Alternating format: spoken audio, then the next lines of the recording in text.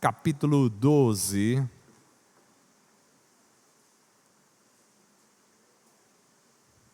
Hebreus, capítulo 12. Nós vamos ler o mesmo texto que lemos no domingo passado. E eu vou fazer uma continuação desta mensagem de domingo passado. Se você não ouviu a mensagem, não fique preocupado. Dá para entender a mensagem, mesmo sem ter ouvido a de domingo passado.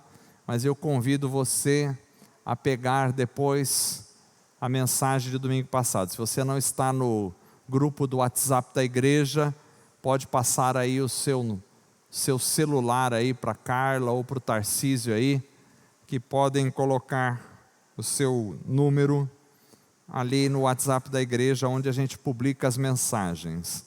Então vamos abrir a Bíblia em Hebreus capítulo 12, verso de número 1, e nós vamos ler o texto até o verso de número 29.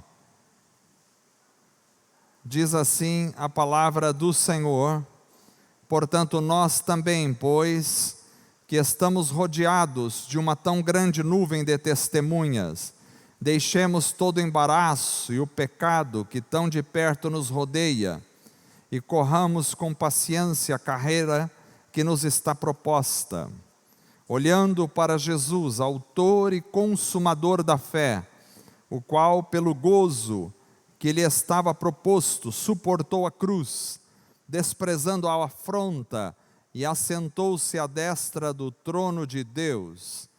Considerai, pois, aquele que suportou tais contradições dos pecadores contra si mesmo, para que não enfraqueçais, desfalecendo em vossos ânimos. Ainda não resististes até ao sangue, combatendo contra o pecado, e já vos esquecestes da exortação que argumenta convosco como filhos. Filho meu, não desprezes a correção do Senhor, e não desmaies quando por ele fores repreendido. Porque o Senhor corrige o que ama, e açoita a qualquer que recebe por filho.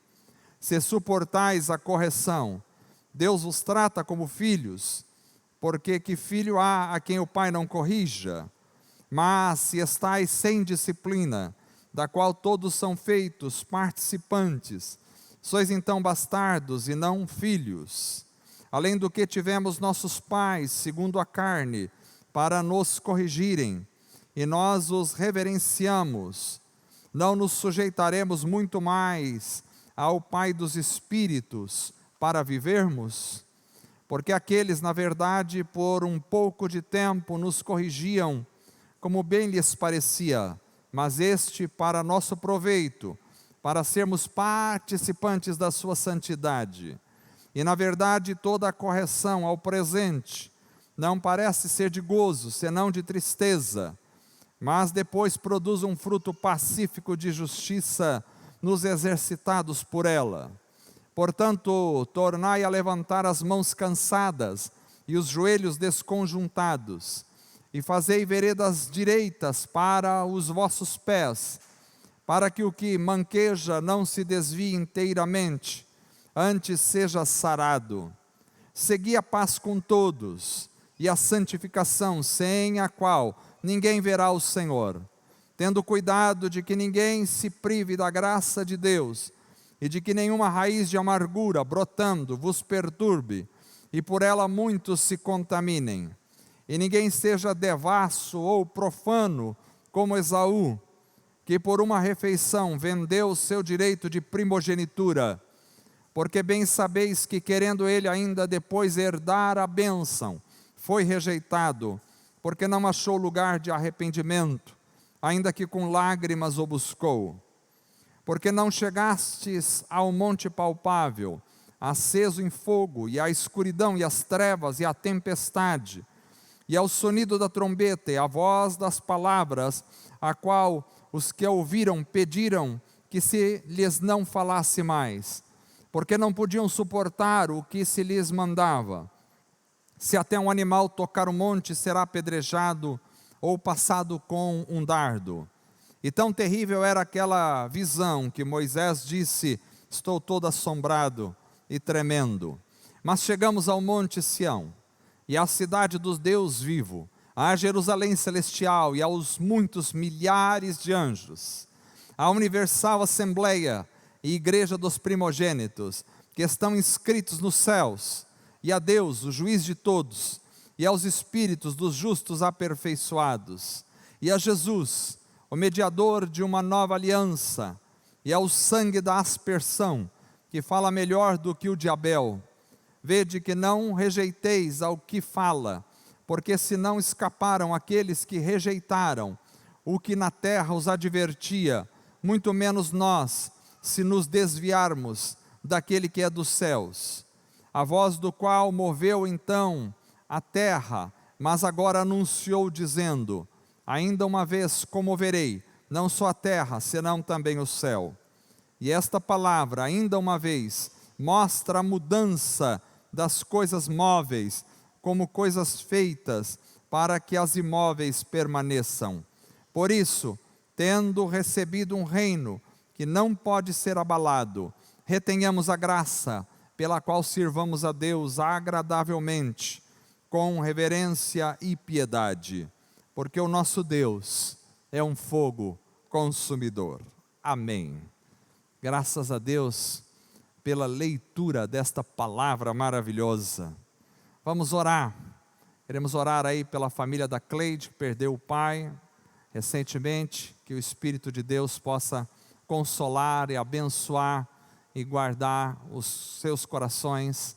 Vamos orar pela vida do nosso diácono Luiz, que está enfermo em casa. Vamos orar pela vida dele, Luiz Gibim, para que Deus o abençoe e traga a recuperação completa em nome de Jesus. Se há mais pedidos de oração, este é o momento dos irmãos colocarem diante do Senhor. Querido Deus, nós te louvamos, Senhor. Te agradecemos por tudo que o Senhor tem nos dado, pela tua palavra maravilhosa que foi lida esta noite. A tua palavra é viva, poderosa, eficaz, majestosa, transformadora, renovadora. Tua palavra, Senhor, não volta vazia. Tua palavra é perfeita. A tua palavra, Senhor, produz vida. Ó Deus, tua palavra é palavra de vida eterna para os nossos corações. Graças te damos pelo privilégio de nos reunirmos como igreja esta noite. Como igreja estamos aqui, como igreja te adoramos, te louvamos, te exaltamos, te bendizemos e dizemos que só tu és Senhor da nossa vida, da nossa existência.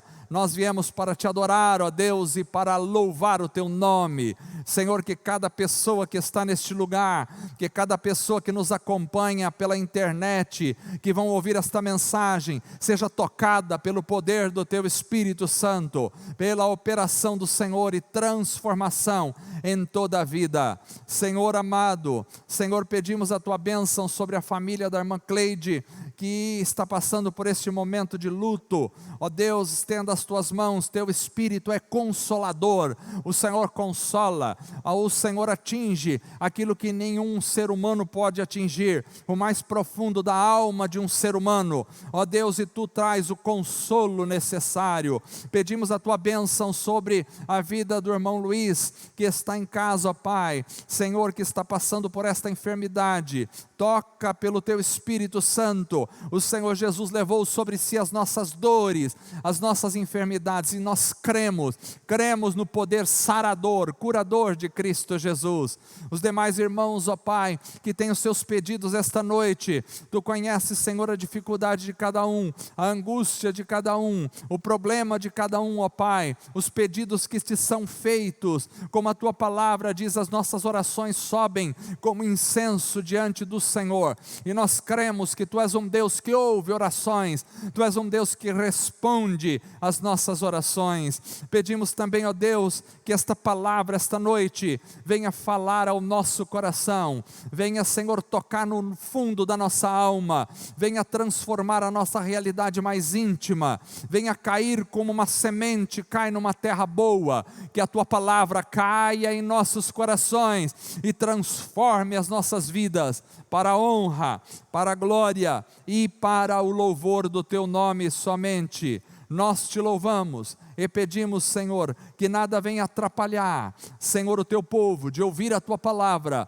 e de responder à tua palavra, segundo a tua boa, agradável e perfeita vontade. Em nome de Jesus nós oramos, pedindo e te agradecendo por tudo.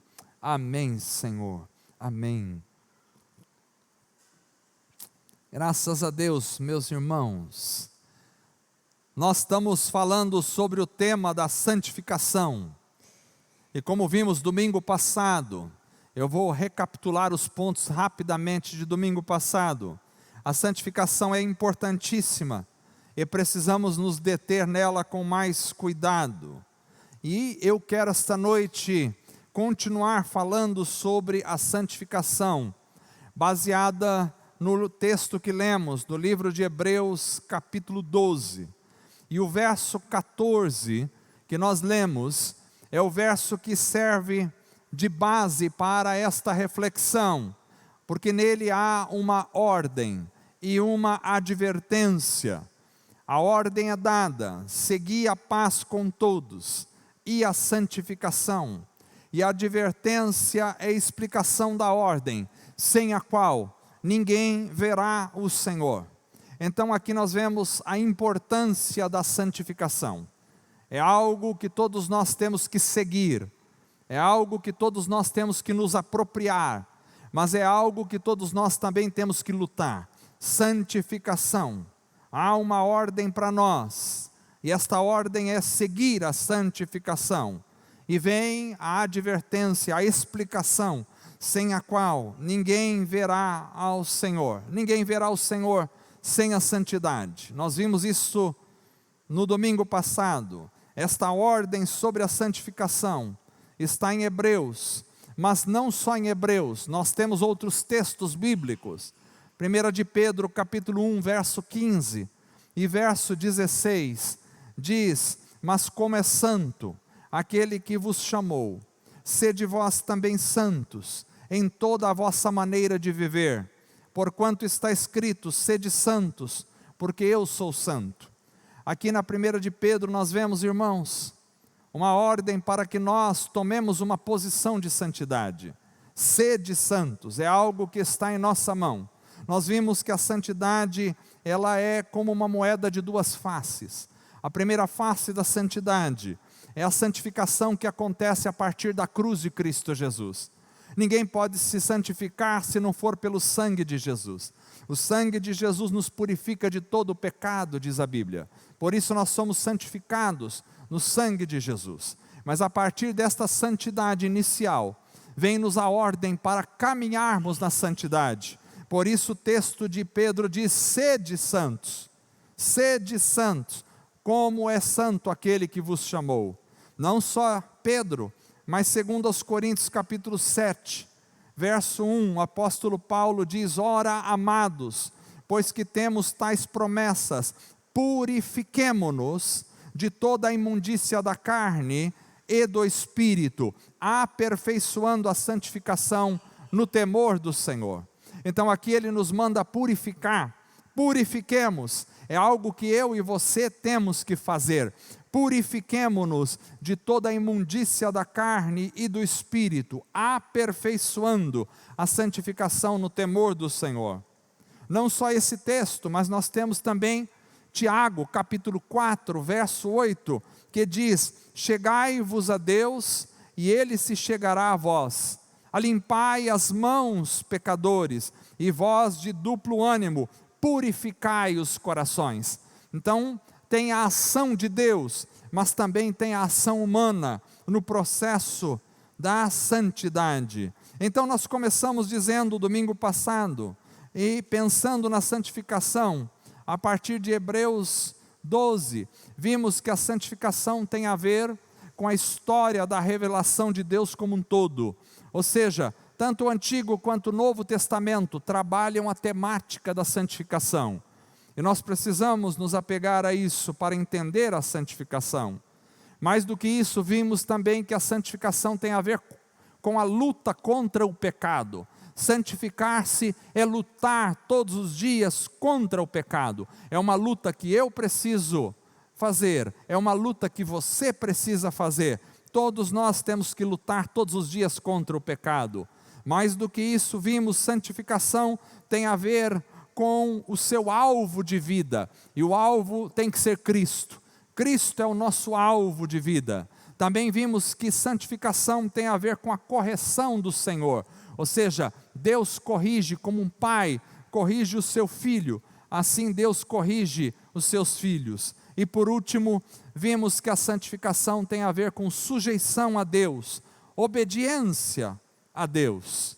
Então agora nós vamos continuar nesta temática que é tão rica, só no capítulo 12 de Hebreus, nem estamos indo para outros textos, senão nós ficaríamos aqui um mês, um ano, falando sobre santificação.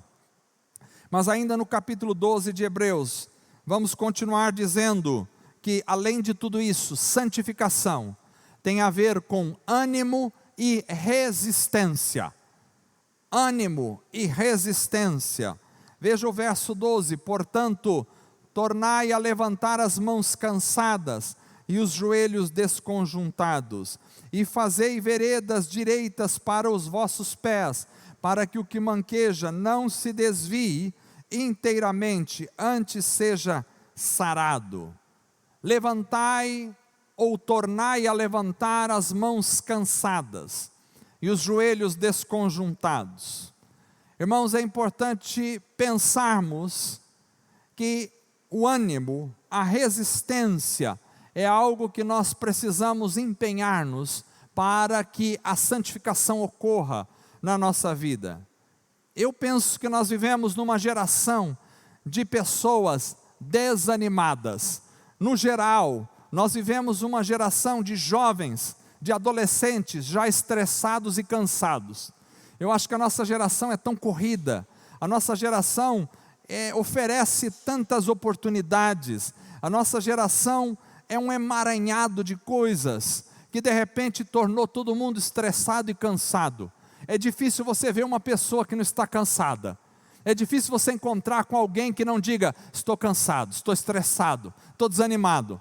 A maioria das pessoas que a gente conhece, elas estão assim, e não são só os velhos, não são só os idosos, que muitas vezes estão cansados. Até seria convincente, normal olhar para uma pessoa com 80 anos de idade e dizer, bom, ele está cansado, viveu já há tanto tempo, está cansado. Mas hoje em dia não são só os idosos, são também os adultos, não são só os adultos, são também os jovens, não são só os jovens, são também os adolescentes. Os adolescentes já parece que começam a vida cansado, desanimado, falta ânimo para as pessoas. Vivemos numa geração doente, mas o texto diz, tornai a levantar as mãos cansadas e os joelhos desconjuntados.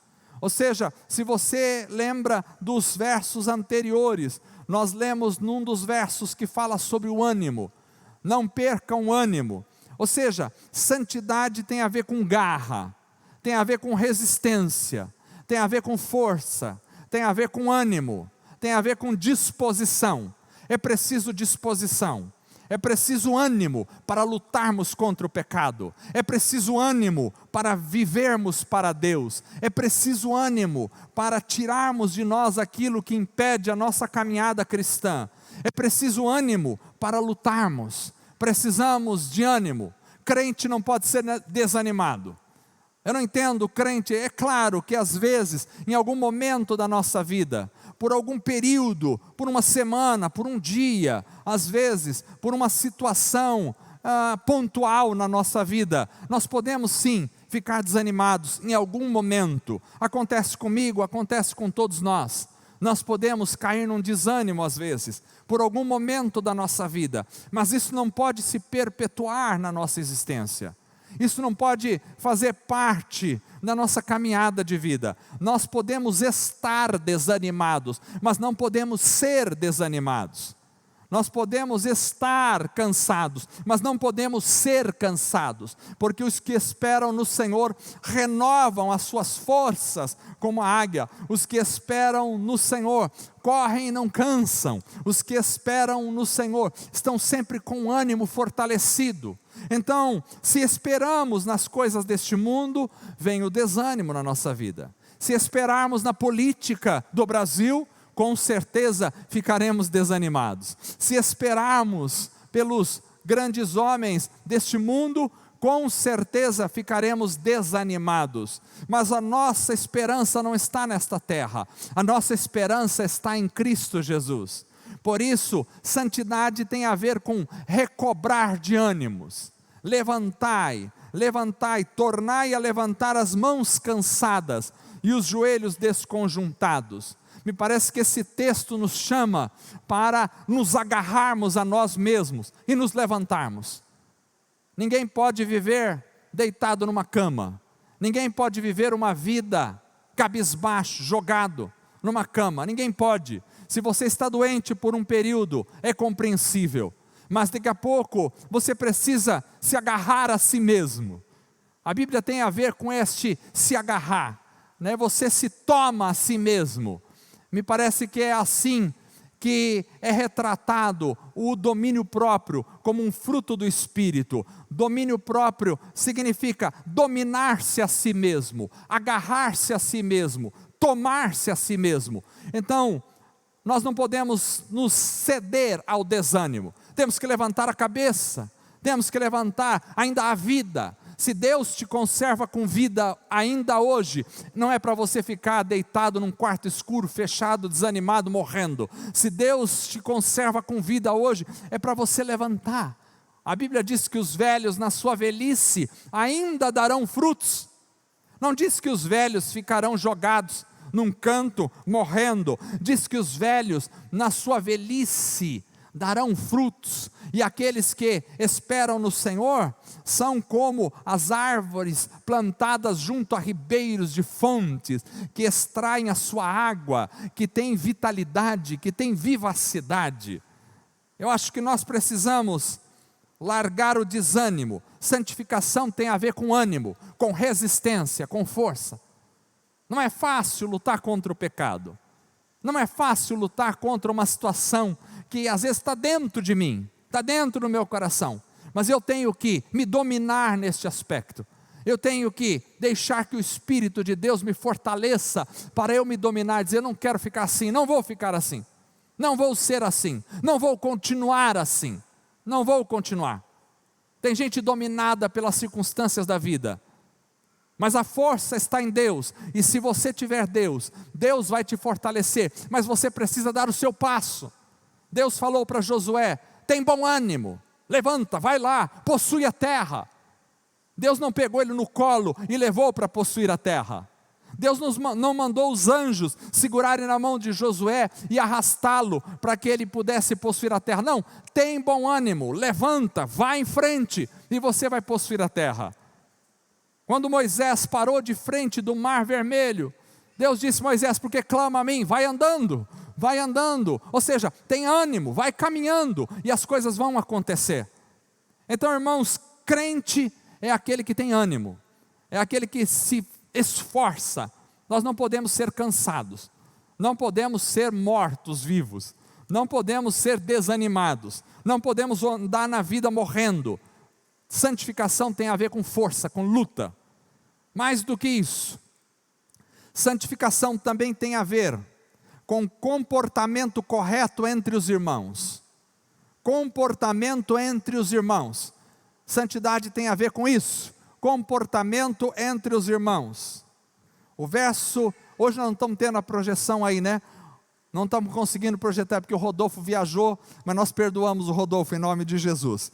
A santificação tem a ver com o comportamento entre os irmãos. O verso 15 diz assim: tendo cuidado, olha só, preste atenção nesse texto, tendo cuidado de que ninguém se prive da graça de Deus, e de que nenhuma raiz de amargura, brotando, vos perturbe, e por ela muitos se contaminem.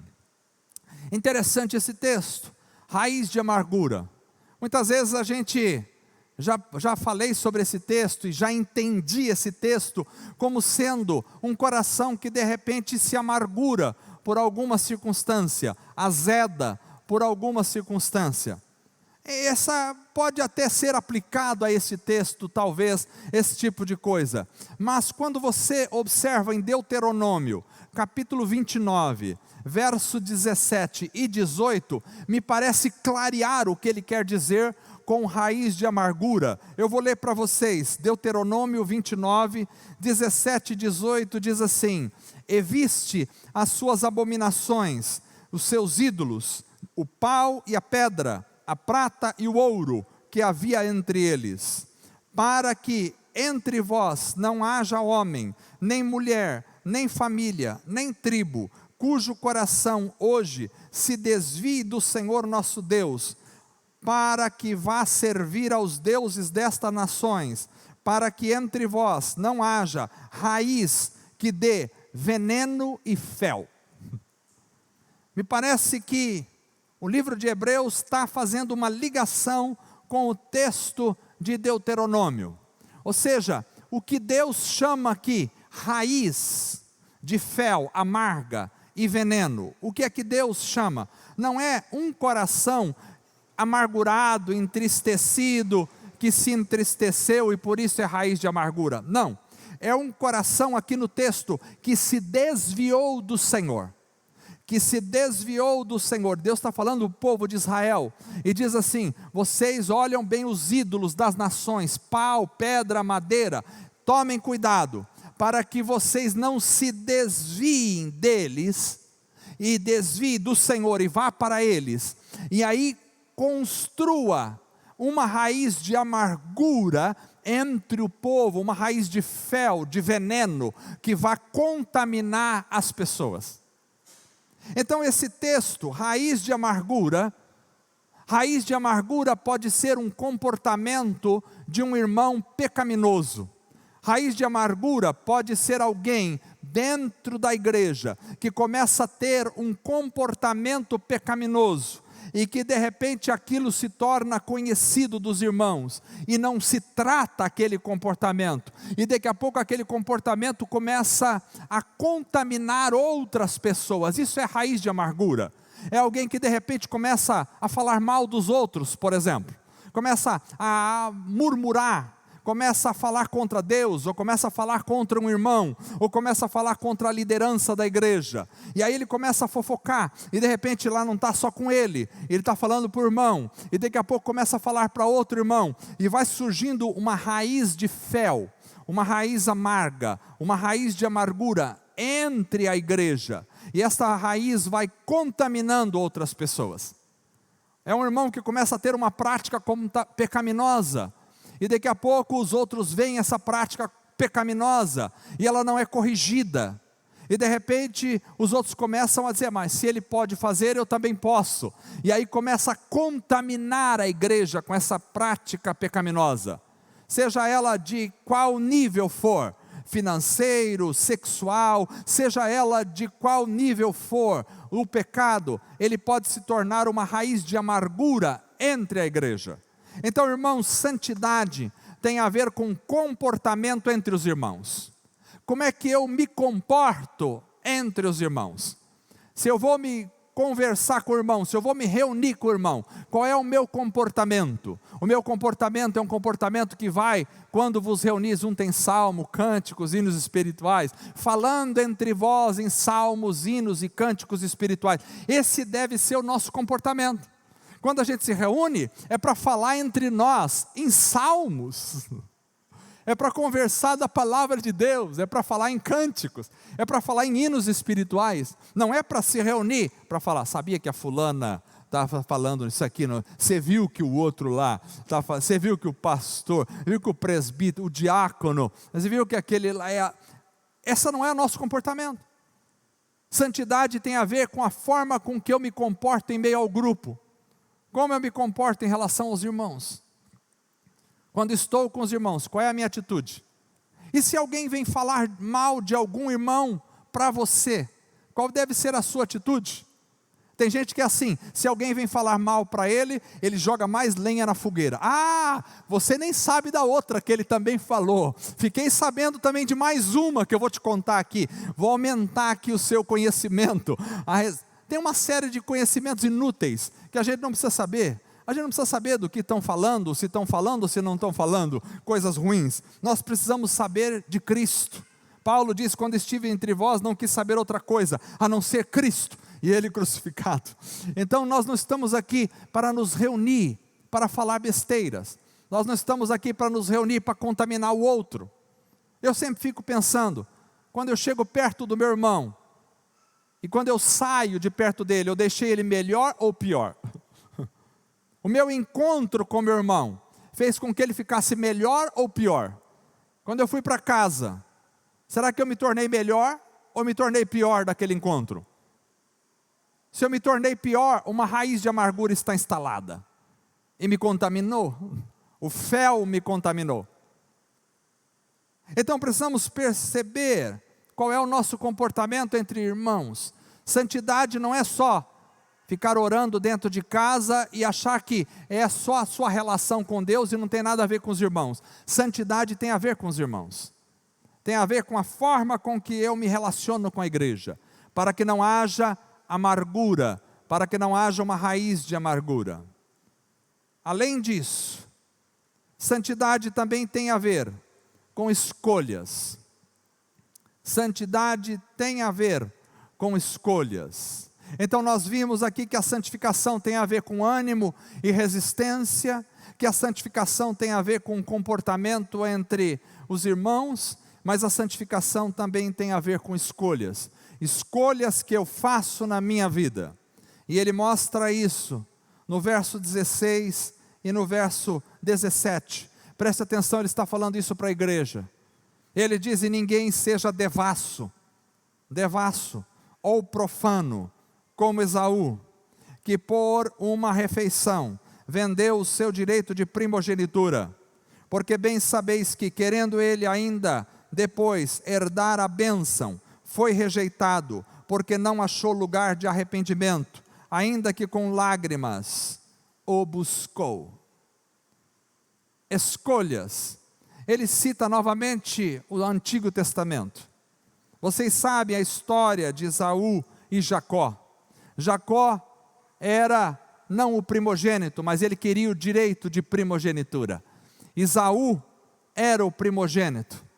E então Esaú saiu para caçar um dia, e Jacó, como era um homem prendado da cozinha, era o homem que ficava lá no fogão, era o Vanderlei da história, estava lá fazendo a comida boa, e o Esaú chegou, e o Jacó tinha feito a comida deliciosa, e o Esaú estava morrendo de fome.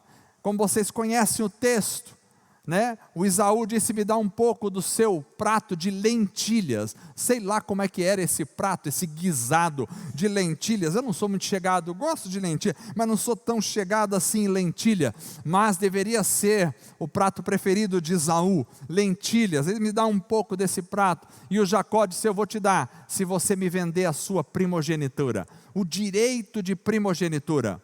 Como vocês sabem, naquela época, o filho primogênito, ele tinha uma série de vantagens em relação aos outros filhos, e ele recebia uma bênção especial do pai. Então, o Esaú desprezou o seu direito de primogenitura. Falou, eu estou morrendo de fome, o que me adianta esse direito de primogenitura? E vendeu para Jacó o direito de primogenitura por um prato de lentilhas, um prato de sopa, um prato de guisado, um almoço. É interessante, irmãos, porque essa história mostra que muitas vezes a nossa vida é muito cheia de desejos. A gente tem uma carne que está muito apetitosa para comer as coisas. Estamos sempre buscando coisas, e são nos oferecidos pratos que nós amamos. São nos oferecidos cardápios que a gente se deleita na carne. Todos os dias nós temos cardápios e mais cardápios sendo oferecidos pelas mãos do inimigo. Nós somos colocados diante de banquetes banquetes para a carne, assim como Jacó fez com Esaú, oferecendo-lhe um banquete. Esaú aceitou o banquete. Santidade tem a ver com escolhas. Eu preciso escolher. Eu preciso saber escolher. Eu preciso decidir. Eu preciso rejeitar algumas coisas e posso aceitar outras. Mas para aceitar as coisas de Deus, eu preciso rejeitar as coisas deste século. Todos os dias você será visitado com ofertas.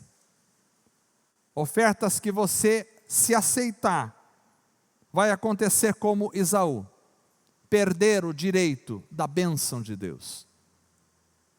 Quantas vezes somos levados a fazer escolhas durante todo o dia? É um convite que você recebe. E eu vou dizer para você, o prato de lentilha não é algo que você não goste. Porque se for algo que não é agradável aos seus olhos, se for algo que não é agradável ao seu paladar, não é uma oferta para você. O inimigo sempre vem com aquilo que lhe é agradável aos olhos e aquilo que é desejoso ao seu paladar. Foi assim lá no Éden, com a serpente, quando ofereceu para Eva o fruto que Deus tinha proibido. E vendo Eva que o fruto era agradável aos olhos e desejável, então o aceitou. Irmãos, às vezes a gente pensa que tudo aquilo que é bonito, que é belo, que é apetitoso, só pode ser Deus que está nos dando. Nem sempre. Às vezes é um convite para você, um emprego que você fala assim, nossa, esse emprego agora caiu do céu, eu vou ganhar 10 vezes mais do que eu já ganhava no emprego anterior. Só que você não percebe que aquele emprego vai te afastar da igreja, vai te afastar das coisas de Deus.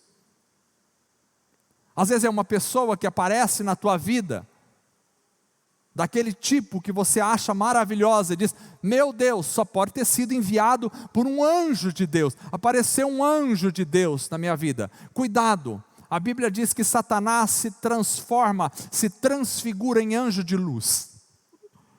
Então nem tudo aquilo que parece bom é bom, nem tudo aquilo que a tua carne deseja, você pode se saciar. Nem tudo aquilo que te oferecem, que parece ser de Deus, vem realmente de Deus. Precisa haver um discernimento. A escolha se faz, o que eu vou ganhar com isso, mas principalmente o que eu vou perder com isso.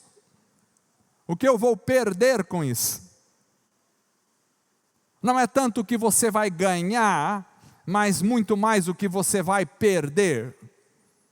Porque às vezes você vai ganhar um estômago cheio no momento de fome, mas você vai perder algo que você vai buscar depois com lágrimas e não terá mais.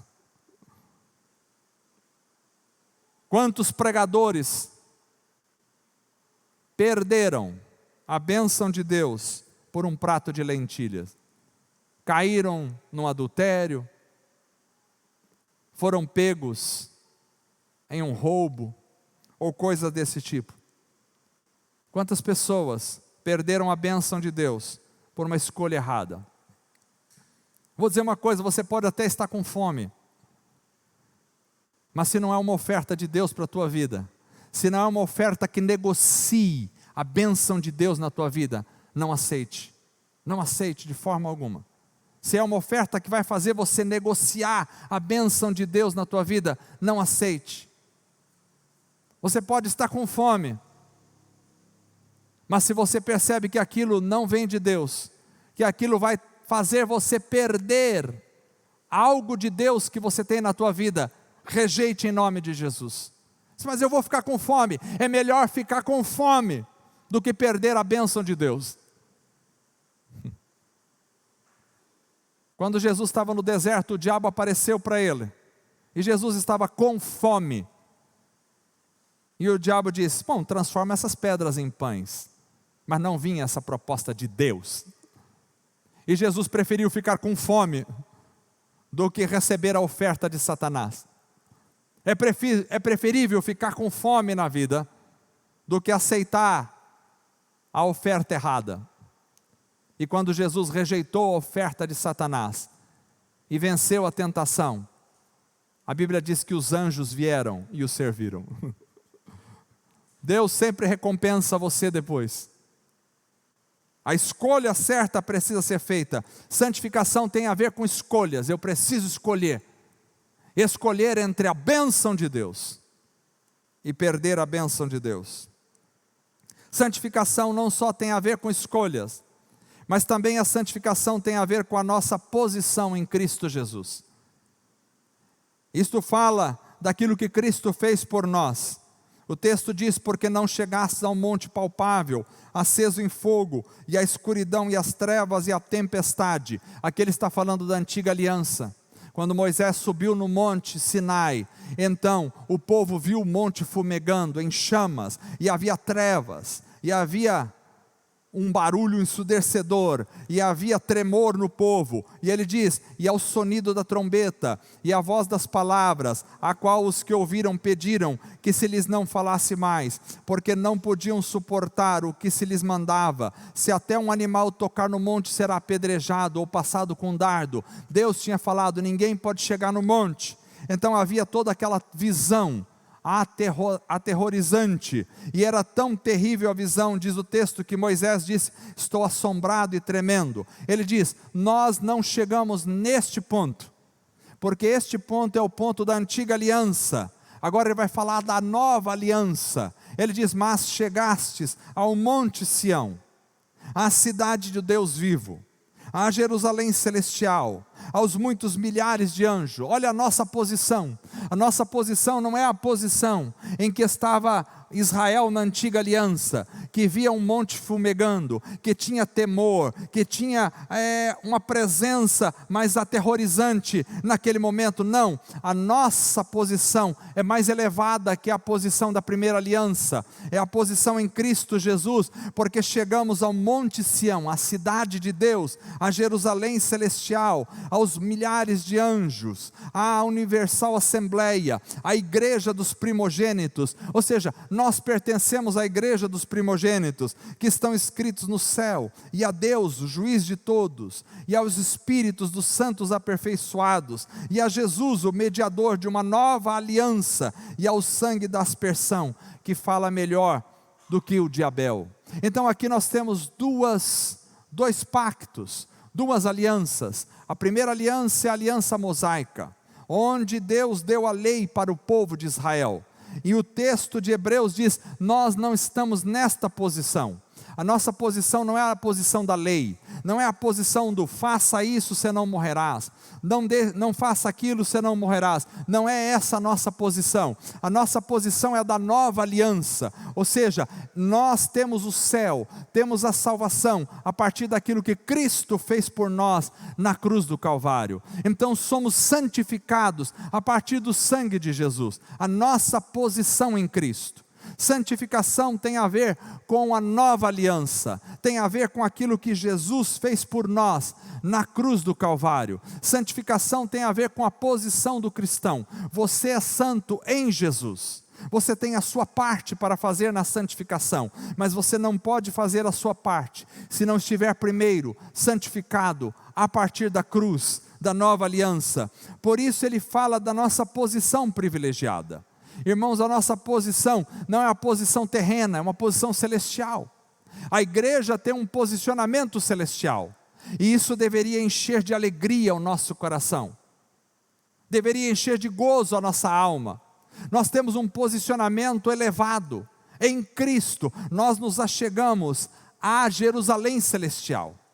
A nossa posição é a do céu, é a dos anjos, é a da presença de Deus, é a da igreja celestial, a igreja dos primogênitos, que estão escritos nos céus. O povo de Israel estava escrito na terra, mas em Cristo nós estamos escritos no céu. E isso deve trazer alegria ao nosso coração, Porque o povo de Israel fracassou a partir da terra, mas a igreja triunfou a partir do céu. A partir da terra só há fracasso, porque ela conta com a força do homem, mas a partir da nova aliança só há vitória, porque nós contamos com a vitória de Cristo Jesus na cruz. Então a nossa posição é uma posição celestial.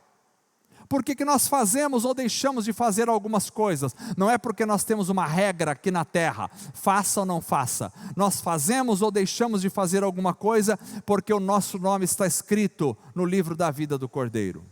Por que nós agimos assim e não agimos de outro jeito? Não é porque alguém nos ensinou a fazer isso aqui na terra. Nós agimos assim e não agimos de outro jeito, porque nós estamos ligados à igreja celestial.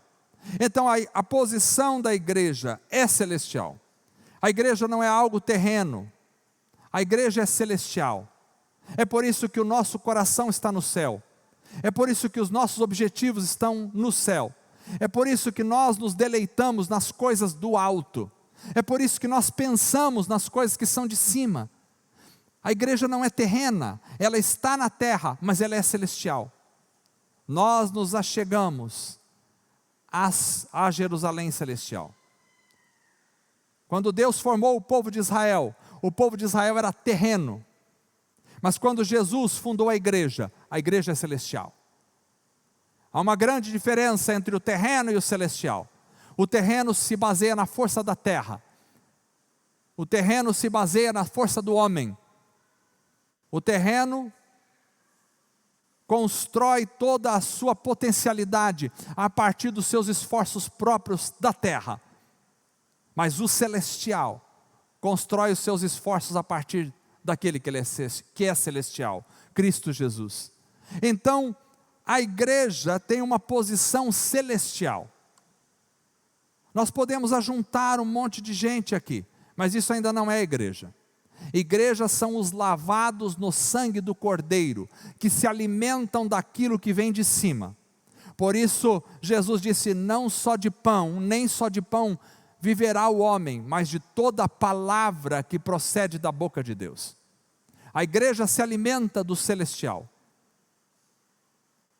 Jesus disse para os homens que confrontaram ele a respeito do maná que desceu do céu, disse, não foi Moisés que vos deu o pão, meu Pai que vos dá o pão que desceu do céu. Eu sou o pão vivo que desce do céu. Quem se alimenta de mim viverá eternamente.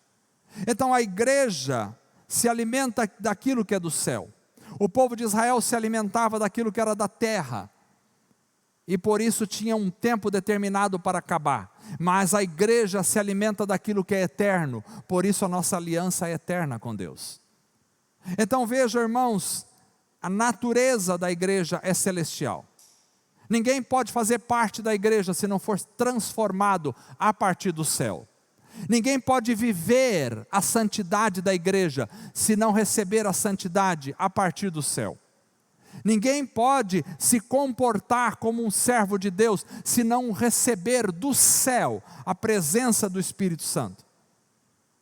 Por isso que Jesus disse aos discípulos, quando formou a igreja, ficai em Jerusalém, não façam nada, não saiam para lugar nenhum, não hajam de forma alguma, fiquem, só fiquem em Jerusalém, até do alto revestir de poder, até receber o poder que venha de cima.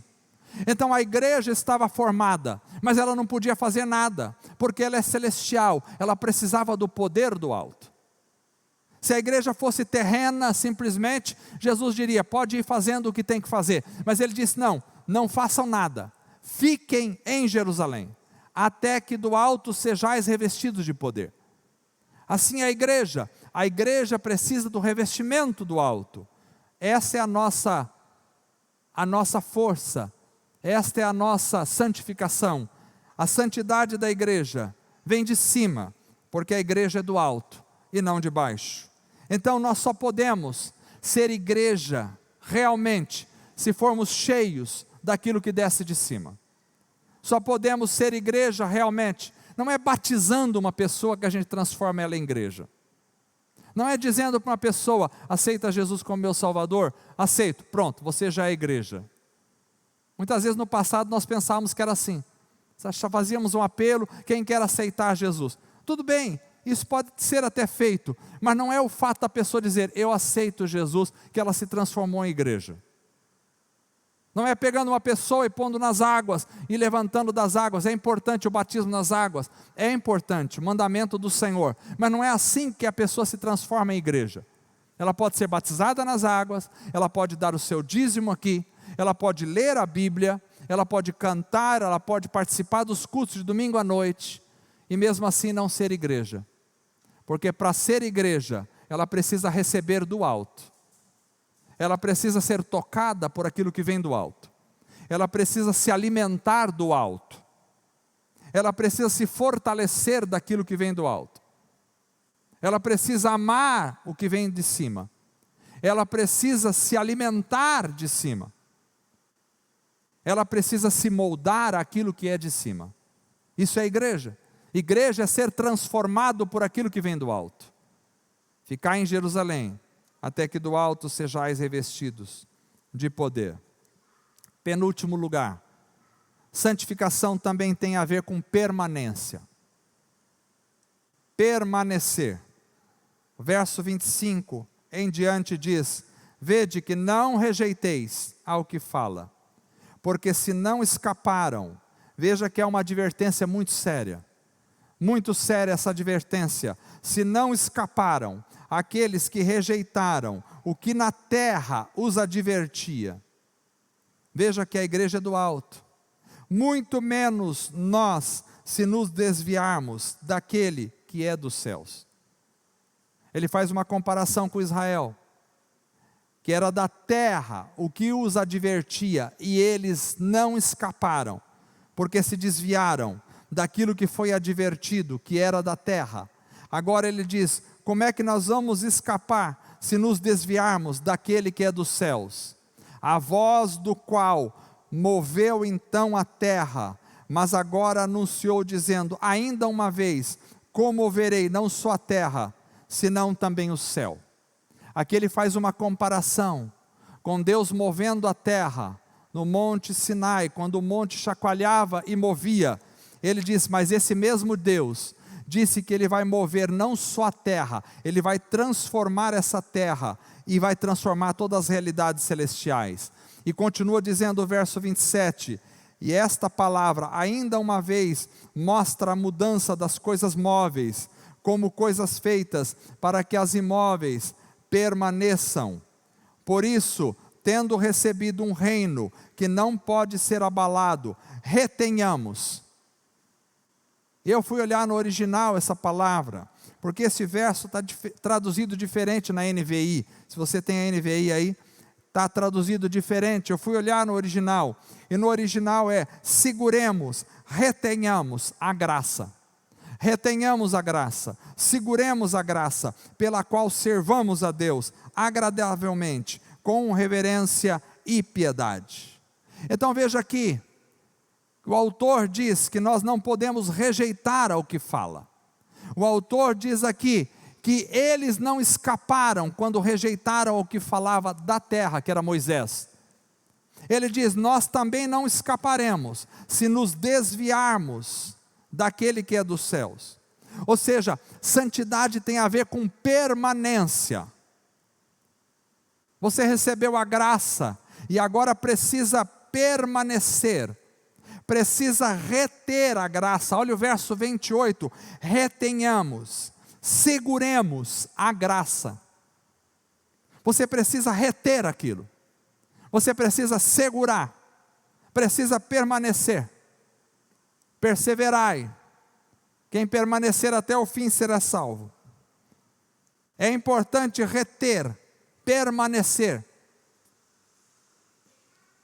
Tem vários textos na Bíblia que diz que nós não somos daqueles que deixam, que rejeitam, que voltam para trás. Outros textos dizem, aqueles que voltam como o cão que volta ao vômito, como a porca que volta ao seu lamaçal.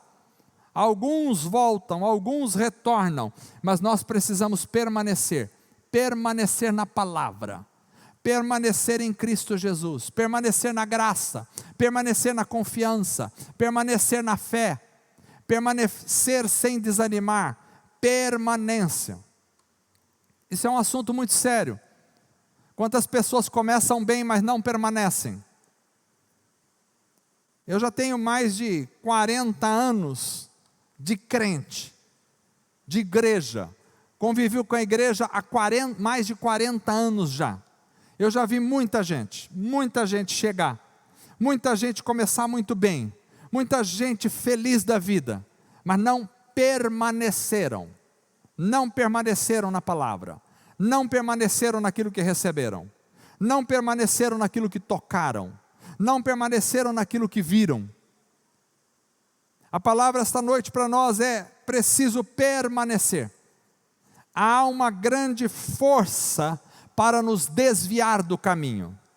Há uma grande tentativa de Satanás de tirar o nosso foco, para que percamos o foco. Sabe quando você começa, diz assim: agora eu vou fazer agora regime. E você começa com toda a força fazendo regime. E diz: agora, a partir de hoje, eu não como mais doce. Vou abolir o doce da minha vida, eu quero emagrecer. Acaba de falar isso, a sua sogra liga para você e diz: tem um pudim aqui esperando você. Você diz: meu Deus, é difícil permanecer. É difícil permanecer. Você diz assim: agora eu vou ser um homem manso. Agora eu não vou ser mais áspero dentro de casa. Eu vou ser uma pessoa assim de boa com a minha família. E aí a mulher acorda naquele dia, chata, brava, insuportável, e já briga com você na primeira hora do dia. Você diz assim: agora eu vou ser uma mulher diferente, eu vou ser uma mulher abençoada para o meu marido. E ele chega do trabalho, já chega chutando o cachorro e nervoso dentro de casa. Meu Deus, mas eu acabei de falar, e pronto, já me tira do sério. É muito difícil permanecer. Sabe quando você fala assim: agora eu vou ler a Bíblia inteira, esse ano eu leio a Bíblia. Se você lê 3 capítulos da Bíblia por dia, você lê a Bíblia inteira num ano. Eu disse assim: agora eu vou ler a Bíblia inteira esse ano.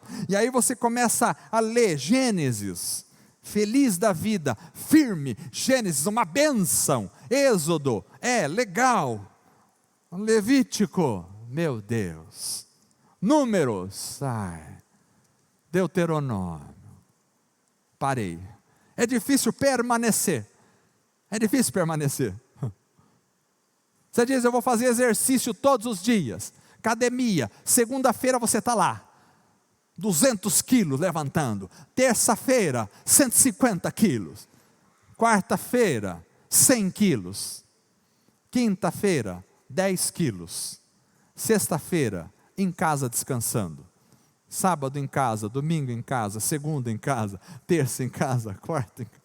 Porque a gente tem dificuldade de permanecer em alguma coisa. A gente até começa bem às vezes as coisas. Agora eu vou orar todos os dias. Segunda-feira, ora. Terça-feira, o celular atrapalha. Quarta-feira, o filho chamou para fazer alguma viagem. Quinta-feira, o marido já brigou com você. Sexta-feira, já não oro mais. Permanecer. Retenhamos, seguremos a graça. Deus te dá força, porque se Ele não der força, você não tem como segurar. Deus te dá força, porque se Ele não der força, você não tem como caminhar. Deus te capacita, porque se Ele não capacitar, você não tem como lutar. Mas você precisa reter, você precisa usar essa força para segurar. Você precisa usar essa força para se fortalecer. Santificação tem a ver com permanência. Irmãos, é difícil permanecer. Quantos de vocês já viram gente que chegou na igreja e hoje já não está mais? Chega gente nova na igreja, eu fico feliz. Eu digo: meu Deus, será que esse vai permanecer? Primeiro culto ele está aqui, segundo domingo ele está aqui, terceiro, um mês depois ele está aqui ainda. Eu começo a ficar mais animado. Eu falo: glória a Deus. Olha, um mês já, a pessoa está aqui. Glória a Deus, aleluia. 2 meses depois, ele ainda está vindo. Oh, aleluia! Glória a Deus! Um membro novo. 3 meses depois ele falta um culto. Me dá um gelo no coração. Quem sabe ficou doente, foi fazer uma viagem. Aí no outro culto eu espero ele, não aparece de novo. Aí eu mando uma mensagem de WhatsApp. Aí meu coração já está batendo mais forte. Eu digo, irmão, cadê você? Não, é porque estava ali e tal, não deu para vir. Eu disse, meu Deus. 3 meses depois ele já não está mais. Permanência, é difícil permanecer. É difícil permanecer. Sabe por quê? Porque a nossa cultura é da desistência. A gente desiste muito fácil das coisas. Começa e já desiste, não é assim? A gente começa e já desiste. Santificação tem a ver com permanência. Você precisa ser teimoso, teimar. Você planta, mas não colhe no mesmo dia. Quantos meses demora uma planta para nascer? Quantos meses demora uma planta para produzir frutos? Às vezes são anos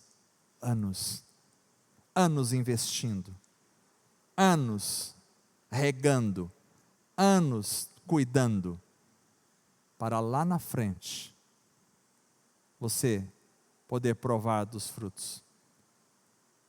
Dizem que as tâmaras são árvores que demoram décadas e décadas e décadas para produzir. Então as tâmaras que você come hoje foram plantadas há muitos anos atrás, por outras gerações. Permanência. Não é fácil permanecer, irmãos. Você já pensou em desistir? Eu já pensei em desistir. Eu já pensei. Graças a Deus só pensei. Só pensei. Não é fácil. Permanência. Santidade tem a ver com permanência. Se permaneceres, verás. Mas tem que permanecer. Tem que permanecer. Por último, a santidade tem a ver com a consciência da natureza de Deus. O verso 29 diz, porque o nosso Deus é um fogo consumidor. Esse texto é maravilhoso, fala na natureza de Deus. Deus não brinca com o ser humano, e o homem não pode brincar com Deus. Deus é um fogo consumidor. Quando Deus apareceu para Moisés, lá no deserto, apareceu numa sarça, num fogo, que não consumia aquela sarça, mas que representava a presença de Deus, e Moisés ficou atemorizado. Quando Deus apareceu para Moisés, para o povo de Israel, no monte Sinai, apareceu num fogo, que enfumaçava todo aquele monte, e o povo ficou tremendo de medo. O nosso Deus é um fogo consumidor. Fogo consumidor significa o quê? Significa um fogo purificador. Tudo aquilo que não é de Deus é consumido pelo fogo de Deus. Tudo aquilo que é rejeitado por Deus é destruído pelo fogo de Deus. Quando Nadab e Abiú ofereceram incenso estranho ao Senhor, saiu um fogo de Deus e os consumiu, e eles morreram. Mas quando Elias orou ao Senhor, desceu fogo de Deus e consumiu o holocausto. Deus é um fogo consumidor que consome o nosso coração em oferta a Ele. Mas Ele também é um fogo consumidor que retira tudo aquilo que desagrada a sua presença de nós. Ele é um fogo consumidor. Toda aproximação com Deus é uma aproximação de reverência, de temor, mas de confiança. Deus é um fogo consumidor. Moisés disse a Deus, Deus, eu quero te ver, quero ver a tua face. E Deus disse, homem nenhum pode me ver e continuar vivo, porque Deus é um fogo consumidor. Mas ao mesmo tempo Jesus desceu e se mostrou, e mostrou a face do Pai para nós, numa face humana, e nós podemos ver Deus em Jesus, aleluia, mas Ele é um fogo consumidor. Irmãos, santidade tem a ver com reverência a Deus. Vou dizer uma coisa para você, tem muita música, tem muito cântico hoje em dia, que trata Deus como se fosse um ser humano comum. Eu não gosto desses cânticos. Tem cântico que eu não canto. Esses dias fomos visitar uma igreja aí, e já cantaram um cântico lá que chama Jesus de você, Deus de você. Eu respeito, irmãos, quem pensa diferente, mas eu não consigo cantar, eu não consigo chamar Deus de você. Eu não consigo cantar um cântico que fale para Deus, você. Sabe por quê? Porque se a gente vai diante de um juiz aqui da terra, a gente não chama ele de você. Se a gente vai diante de um policial, a gente não chama ele de você. Se a gente está diante de um delegado, de uma autoridade, a gente não chama de você.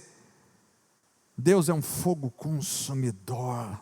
Deus é a autoridade suprema. Toda aproximação de Deus tem que ser com reverência e temor diante do Senhor, porque o temor do Senhor é o princípio da sabedoria. Hoje em dia as pessoas usam isso como se fosse sinal de intimidade. Deus não aceita o nosso desleixo. Deus não aceita as coisas de qualquer forma, não. Deus é um fogo consumidor. Fala da santidade de Deus, fala da seriedade de Deus, fala do poder de Deus, fala da purificação que Deus exerce, mas fala também do temor que nós devemos ao Senhor.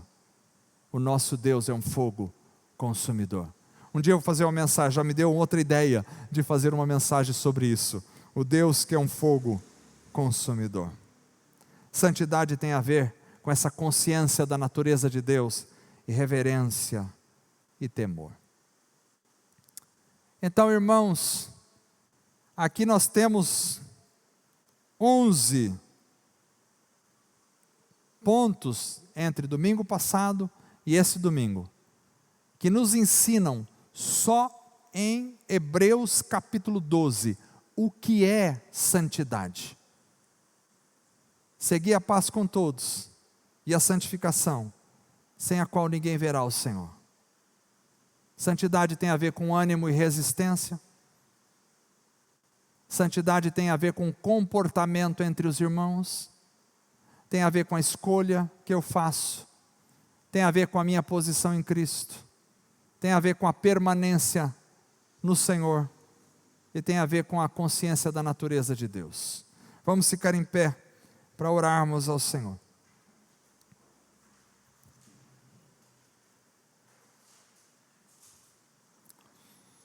Eu não sei se essa pregação falou com você, mas eu acredito que tenha falado. Como está a sua vida de santificação? Como está a sua vida de santificação? Como está a sua luta contra o pecado? Seu alvo é Cristo. Seu alvo de vida é Cristo.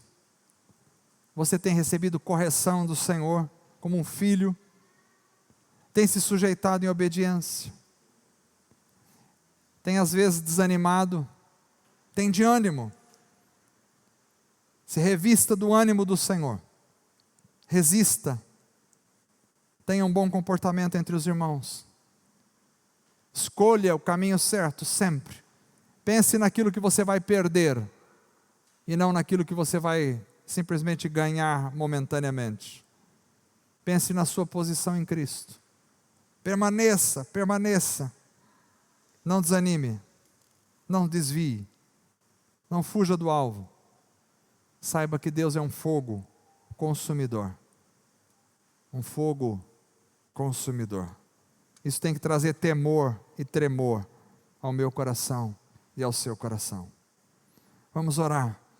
Senhor Deus amado, estamos aqui esta noite e ouvimos a Tua palavra sobre a santificação. Ó Deus, se há alguém que está desanimado aqui esta noite, revista-o com o Teu ânimo esta noite. que possamos nos agarrar a nós mesmos, animar-nos diante do Senhor, levantar as mãos cansadas, os joelhos desconjuntados, levantar novamente as nossas mãos cansadas e dizer: estamos aqui, Senhor, reveste-nos do teu ânimo, porque queremos continuar lutando contra o pecado. Se alguém aqui, Senhor, tem tido um comportamento entre os irmãos que o Senhor não aprova, Senhor, que haja correção do Senhor. Como um pai que corrige o seu filho, venha nos corrigir, ó Deus, para que possamos, Senhor, ter um comportamento adequado entre os irmãos. Não nos deixe plantar uma raiz de amargura, de fel, que crescendo vai contaminar todos os irmãos. Não, Senhor, não nos deixe. Tira toda a amargura e toda a raiz de amargura do meio de nós. Que cada um de nós possamos ter as escolhas corretas. As escolhas corretas, dia após dia, semana após semana, Senhor. Que não troquemos o nosso direito da bênção por um prato de lentilhas. Quantas são as ofertas para que possamos saciar momentaneamente a nossa carne, mas nós queremos rejeitar em nome de Jesus. Senhor, se alguém tem aceitado um prato de lentilhas, que essa noite ele possa rejeitar em nome de Jesus, e possa fazer a escolha correta, a escolha pelo Senhor, a escolha por te louvar, a escolha por viver em santidade, a escolha por te adorar. Senhor amado, abençoe a cada um, que temos uma posição em Cristo, faz-nos consciente dessa posição, que chegamos no céu, chegamos na tua presença, chegamos, ó Deus, no Santo dos Santos celestial. Ó Deus, abençoe que cada um possa permanecer, ajuda-nos a permanecer, que ninguém, Senhor, daqui se desvie, que ninguém deixe o teu caminho, que ninguém deixe, Senhor, a busca pelo Senhor, que cada um tenha, ó Deus, a fortaleza no Senhor, para permanecer até o fim, permanecer até o último suspiro nosso aqui nessa terra, permanecer, sabendo que o Senhor é um fogo consumidor, que isso traga respeito, amor e temor diante do Senhor. Ó Deus, haja no meio da tua igreja, nós te pedimos, te louvamos, te agradecemos e te engrandecemos essa noite. Que haja santidade em nós, que haja santidade em nós, seguir a paz com todos e a santificação, sem a qual ninguém verá o Senhor. Fortaleça a nossa vida, ó Pai, revista-nos do teu poder, para a glória do Senhor, em nome de Jesus.